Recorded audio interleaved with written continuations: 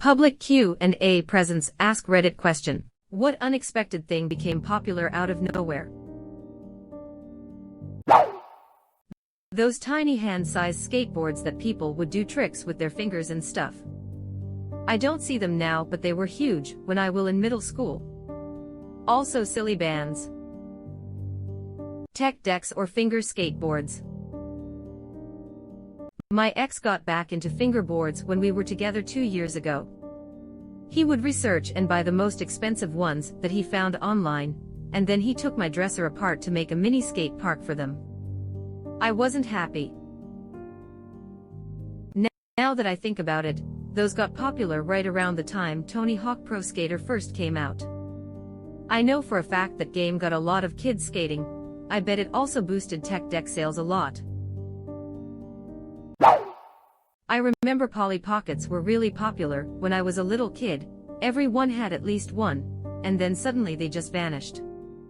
Recently I did see some commercials for them though. Also, those weird little squishy animals that were in the plastic balls, me and my friends loved those things, but they also disappeared, and I don't even remember what they were called. Also, LOL dolls are super popular for no reason now. My little cousin is obsessed with them.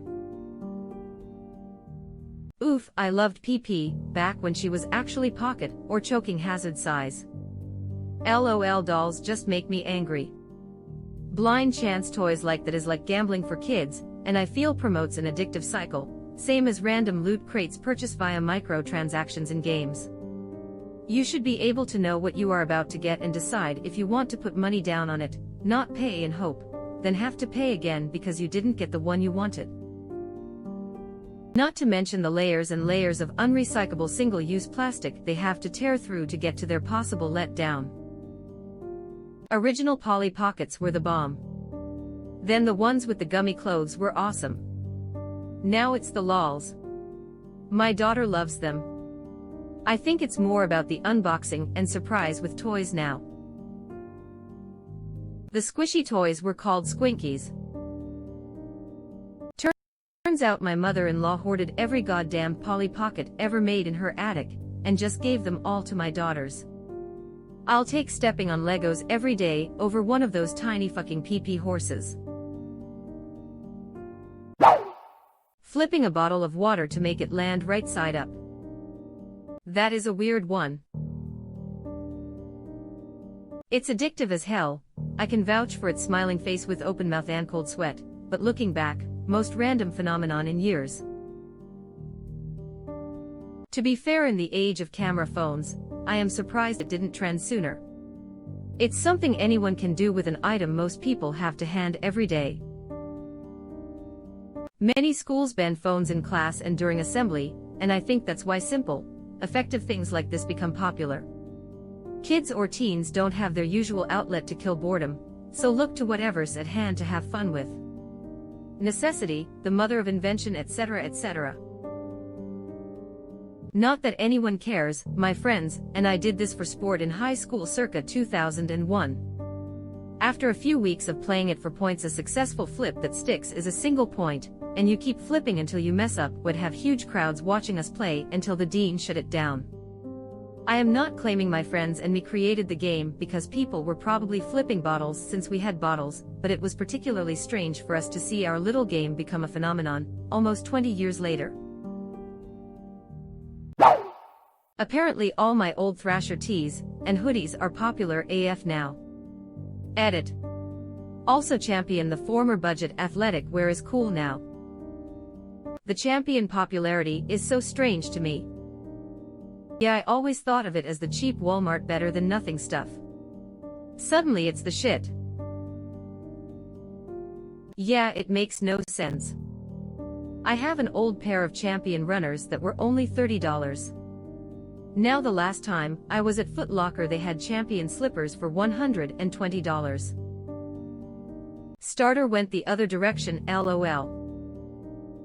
They flipped their model and started producing way higher quality garments for a fairly affordable price. Obviously affordable is subjective. Champion used to, still might, be the official brand of various pro and college sports teams' merch. They also essentially invented the hoodie. It was huge in the 80s. It being an unpopular, or cheap brand, is a very late 90s 2000s thing. Vintage 80s and 90s sportswear is huge right now. If you're buying vintage sportswear, it's probably Champion, and if you're trying to recreate it, Champion. As a kid, I was obsessed with skateboarding, and finding other people with these shirts and stuff was like my way of identifying fellow skaters or finding friends back in middle school and shit. I also loved that magazine. If I grew up now, I would be calling people posers left and right, LOL, feeling duped. I asked some 9-year-old what Thrasher was on her sweatshirt. My favorite band. Oh Jesus. PFF, what a poser. FYI, there is a band called Thrasher, but yeah, probably not what the kid meant, rolling on the floor laughing. Free-to-play games. If I worked in the video game industry, and some guy told me the business plan is to have the game free, and we will make money with people buying skins, I would have laughed in his face. That's a good one. That's why it's good to chance things. It's funny that these games make money, because I would never buy a skin in a game, but I think people are more willing because it's free. Those purchases build up over time equals profit. I am more willing to support a game by buying extras because it's free. Especially if it's something I am putting tons of time into.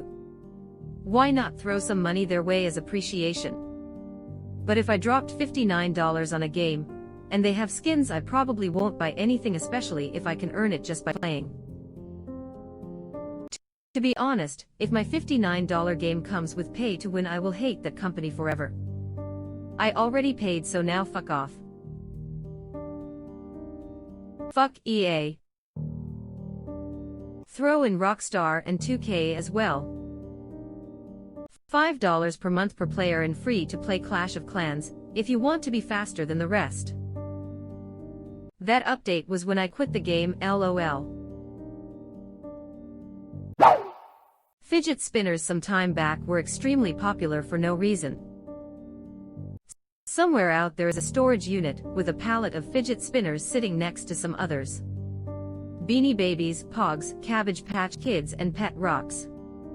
The owner looks on sadly but with some hope. Someday. He keeps telling himself. I am doing that with my original Pokemon card sets. I have almost the complete collection of the first-gen cards, and all but a few are in great condition since I was one careful kid. Still wondering if now's a good time to sell or not. I really don't even look at them anymore, and need money more than I need random crap. But do I know they won't be worth more in another 10 years when said cards are even more scarce than now? I have a crap ton of Pokemon, Digimon, Yu-Gi-Oh!, Magic the Gathering cards, and a couple of large plastic boxes full of sports cards and memorabilia which was given to me by my father. I have thought about selling it, but I wonder if it will be more work than it's worth. To sell it and get the most money for the collection, I would have to piece it up into logical sets or as individual items. Ideally, I would need a spreadsheet cataloging and pricing each piece of the collection. I would also probably need scans or pictures of most items showing condition. This could take me months and may return only a couple thousand as things slowly sell over the next few years.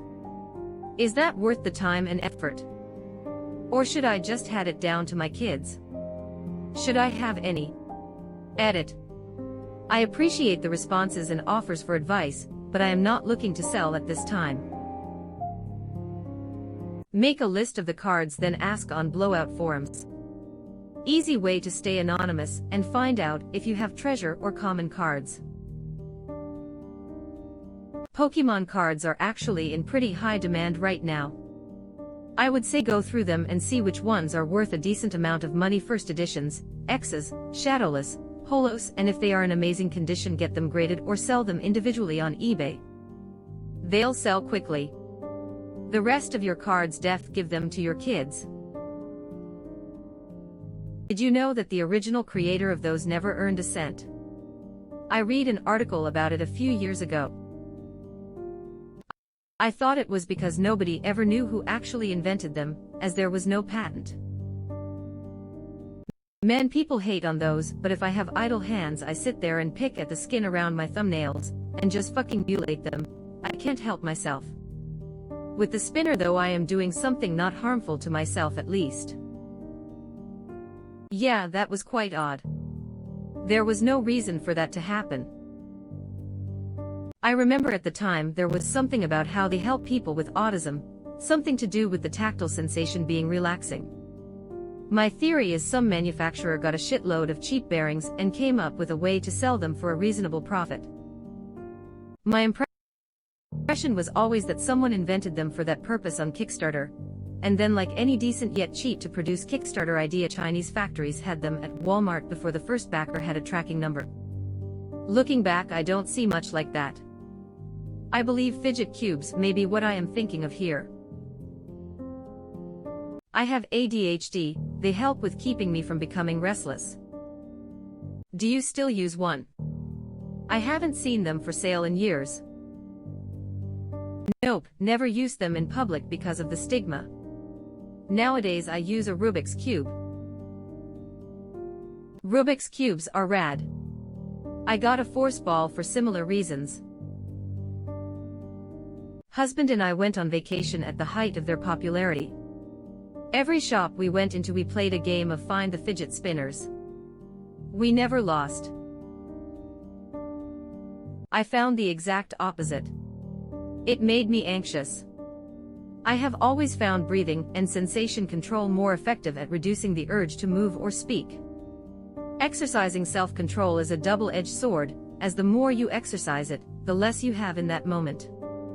So breathing and either disrupting the sensation by walking away, or giving a different one, or reducing heart rate for sensation control. Furby. The original one, not the new one with digitized eyes. I didn't know what that thing was as a kid, but you better believe as soon as I saw it, I wanted it. Edit. Found a video of the exact one that haunted my childhood. When it came out, it was the must-have item that Christmas. When she got it, she wanted us to be able to play with it right away. So she opened the box, installed the batteries and repackaged and wrapped it to place under the tree. The problem was, now the Furby was on, and whining and complaining that it was dark. It was a fine Christmas that I'll always remember because of the talking presents. Why would God create me only to leave me to suffer in darkness? Furby on Christmas Day. My cousin had one that gave birth, and it still haunts my dreams.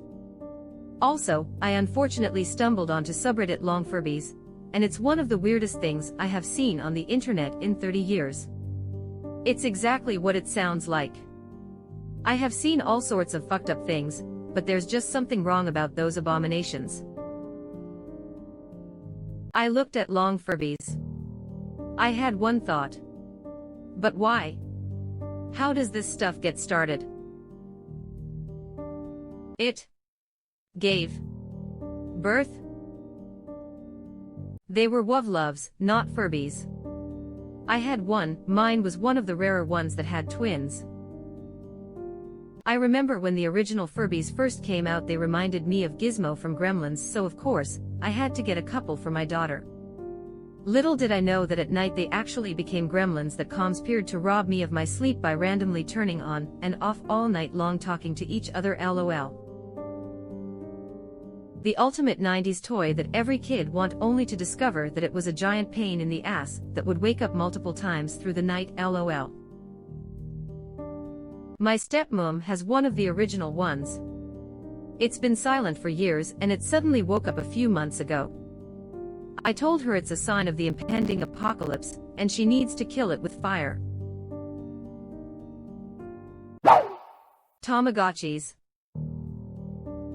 In all fairness, I loved them. Haha. Among Us. Iker. Everyone's enjoying Fall Guys, I turn away for 1 second and suddenly everyone's making imposter jokes, and I am like WTF. It's like missing a day at work or school, life changes completely, lol. I feel bad for Fall Guys. They were golden, the talk of the town, and just got completely ignored almost overnight for a 2-year-old game. Don't feel too bad. By the napkin maths I just did, they made at least 150 million off Steam sales alone by August 26th, and then there's the other platforms. It's especially odd considering Among Us isn't even a new game. It was released 2 years ago. I was so surprised to learn the game is 2 years old. It came out of nowhere and exploded in popularity. I was sure it was a brand new release. So glad for it though. Watching Among Us streams is most fun I had with video games without actually playing them, and I watch a lot of esports. In a weird way, I feel like Fall Guys brought it to the forefront. Characters look a lot alike, somehow causing a sort of subliminal fondness of the characters that allowed it to boom. I don't really have any evidence of this, besides the suspect timing of Fall Guys and Among Us boom in popularity. I watched a YouTube video about it a few days ago, can't remember the author though, sorry in advance, and apparently it started gaining popularity in 2019, in non-English speaking communities, Arab and Brazilian I think. And it was a few months before it took off globally. Could be that Fall Guys had something to do with it, especially since Fall Guys is somewhat expensive for that type of game, vs Among Us being free on mobile and cheap AF on PC. Same reason Helltaker got popular. People fell in love with the demon girls and the game was free, so it was a self-feeding loop a la Doki Doki Literature Club. Undertale was similar, but the difference was that it was groundbreaking at the moment and pretty damn cheap and replayable. I think it might be because of the Henry Stickmin collection. It's made by the same people, and had little crewmate Easter eggs hidden around. I noticed that Among Us started getting popular shortly after the Henry Stickmin collection came out. This was the first thing that came to my mind when I read the title. My 10-year-old wanted this game yesterday. I had never heard of it but immediately recognized the character from all the Reddit memes. He complained it kept crashing and told me my iPad was old, brand new.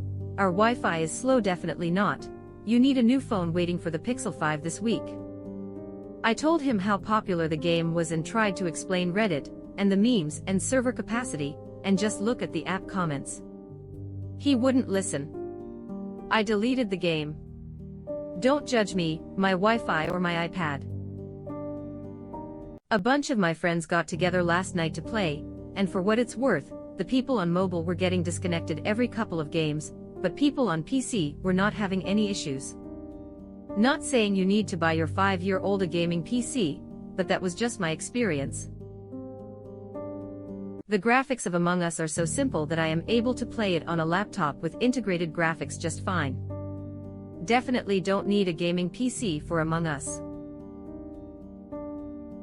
I played it yesterday for the first time, and the EU servers were overloaded but the NA servers worked fine. Ping was like 120 milliseconds, but really it worked fine. Not as bad as you might expect for that amount of latency. So maybe try another region from your own one, top right in the online play screen. Definitely agree. Came out of nowhere. It was in the vent. People hoarding toilet paper is probably the highlight of 2020. I think round 2 just started where I live. Went to Costco. People were running to the back of the store.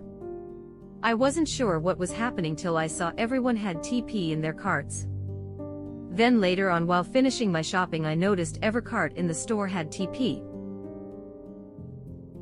We use the TP stock as an indication of when we need to go to Costco. Well, TP and paper towel. Otherwise we don't make a whole lot of Costco trips. I used to work across the street from a Costco, so went there regularly for lunch, and even in the before times about 75% of carts had TP in them. I still can't buy disinfectant spray or rubbing alcohol in town. Yo-yos. When I was around 11 or 12 ish, they suddenly became the thing to have. The more ball bearings and flashy lights the better. If you could do more than one trick, you were god of the playground. I also remember them getting banned in school. Yo-yos, no pun, have bounced in and out of trendiness since the 20s. As a professionally sponsored yo-yo player, I can actually vouch for this. There's a whole scene specifically dedicated to competitive yo-yoing and contests, and it's let me travel all over the world in the past few years. Come check us out over at subreddit throwers. We had a professional yo-yo that was associated with the Duncan company that popularized the things come to our school in the late 90s to show us tricks on stage, and then try to sell them. It was fun to watch, and I talked my mom into buying me a green Duncan butterfly and a VHS tape that had tutorials on how to do all the tricks. I must have watched that thing 100 times before the trend died off. I was in high school in the 70s, and during our yo-yo craze, one of the coaches confiscated one and just started doing all the insane tricks with it. Turns out he was one of the Duncan yo-yo guys that you're talking about when he was much younger. Timberland work boots. I walked into a store one day to purchase a new pair of yellow boots, and come to find out they are all overpriced designer fashion now. Apparently they are still good to use as work boots, but I am not that interested in paying the trend premium. These things were never a thing over here in Australia as work boots. The last 10 years or so they've been a fashion thing. And they're overpriced as fuck. Same thing in us. They've been trendy since the mid-2000s when they started making customizable options. Aw, kids. They've been a fashion statement since forever. I bought a pair in 1992, the year I started university. They were okay. They lasted years, but I don't remember what happened to mine. Yeah, for real, damn near every 90s rapper was rocking a pair of Tims. I have always thought it would be cool to have a pair. Everyone I ask is kind of meh about them. I have never heard anyone totally trash the quality, but they don't seem great. I thought they looked very slip resistant, but apparently they are average at best. Probably a good image so we can afford lower quality situation. If you want quality, go with Red Wings. Best damn boots I have ever bought. They have a spin-off brand, I guess that's what you'd call it, called Irish Setter. I have a pair now for 2.5 years. They still had the new shoe squeak for a year after I bought them. Flat Earth. People embracing it and people making fun of it. The Flat Earth Society has members all around the globe. Pet rocks. In Elder Scrolls Online you can get pets for your character that follow you around. Come April 1st, pet rocks are available. They have no animations, they just sit there. They don't even follow you like other pets do. But linger anywhere too long, and you may notice that there's a rock behind you. Always the same rock. Just sitting there nearby. Like it needs to be close to you. Like it will never let you go. You know, I had an idea like that once. Really? What was it, Tom? It was a jump to conclusions, Matt. It is horrible, this idea. Tiger King. That one's easy to explain. We just started quarantine, and it was some of the only new content. Everyone had the time to binge it. And it was also just buck wild. Tiger King is just The Office, but if everyone did meth. I don't think I have ever read a truer statement. QAnon, the whole thing sounds completely ridiculous, but the number of people that believe in it is even more ridiculous. Man, I went from hearing about it secondhand to now having a couple of friends, and one family member buying into it. No amount of rational discussion seems to help. You cannot logic someone out of an opinion they did not logic into. The creators of QAnon were recently discovered. Feel free to show your friends and family that it was all just a bunch of trolled, and not anyone with inside government info or access. The way this stuff works though, there's so many get-outs for that. They're actors. Watch, they're blinking and they're sending a message that it's not a joke. Yeah, they're making this up, but it could be true. People are bored and isolated, it's the perfect match. It's literally what happens when you expose gullible people to internet humor, they think it's straight facts. It's kind of sad, really, given how obviously fake the whole thing is. Going gluten-free. Gluten is not bad for you unless you have celiac disease, or are sensitive to it. In fact, by avoiding gluten, it could set you up for some nutritional deficiencies. It makes it much harder for people who actually have celiac to be taken seriously. But at least people with celiac have more choices of food now. I have a friend with celiacs who is thrilled with how easy it's become and cheaper than it used to be to get gluten-free foods. However, he never feels like he can trust restaurants anymore, because it's become such a fad, they don't take it seriously. I think that's the one good thing. It just infuriates me when I hear people say they gave someone something with gluten in it anyway, and they didn't have a reaction, so it's okay, or they must be faking. I have read so many variations of that from actual chefs. Celiacs don't always have a reaction right away, and this kind of thing can have more serious health implications in the long run. It's kind of what I feel like for vegan or vegetarian food. Super grateful for how they paved the path to really good options, but as someone who has an allergy to both meat and milk, it does feel a nudge more difficult to be taken seriously. I have actually had a waiter scold me for using the term allergic because I could just say I didn't like meat. Yeah, no, I get hives on my intestines and stomach lining. I am pretty certain that indicates an allergy. Fucking Crocs. Right? It's amazing anyone even wants to fuck them. Alligators are way sexier. Came here to say this. I wear them at work. I always said how I would never wear them, but here we are. Zoom. It's weird, Skype is more a verb than a company now.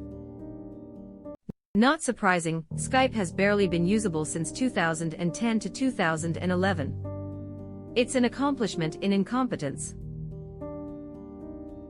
Google is a verb too. That catch me outside, how about dat girl, bad bye-bye.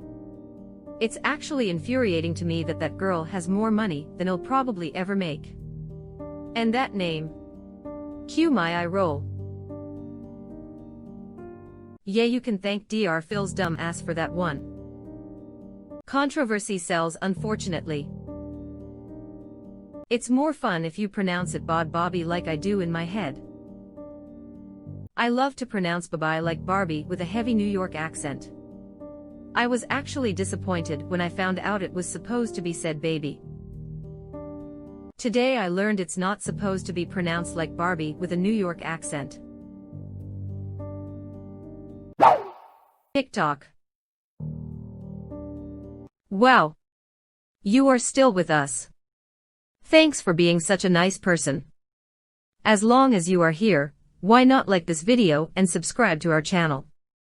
Also, you can press the bell icon, so you won't miss any future uploads.